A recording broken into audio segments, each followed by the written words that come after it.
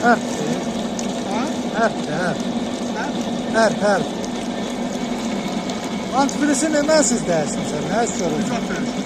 Niyə dəyişirsiniz? Motoru yıldırıldı dəyişir. Nə vaxt dəyişirsiniz? Yaydı. Hə, yayınlardır, mən də elə bilən təzə dəyişmişəm. Neyse. Ha. Su tökəcəm sonra. Ben hele ne böyle bir yansın esir. Olmaz axı. Başlığı töksün. Allah. Ha?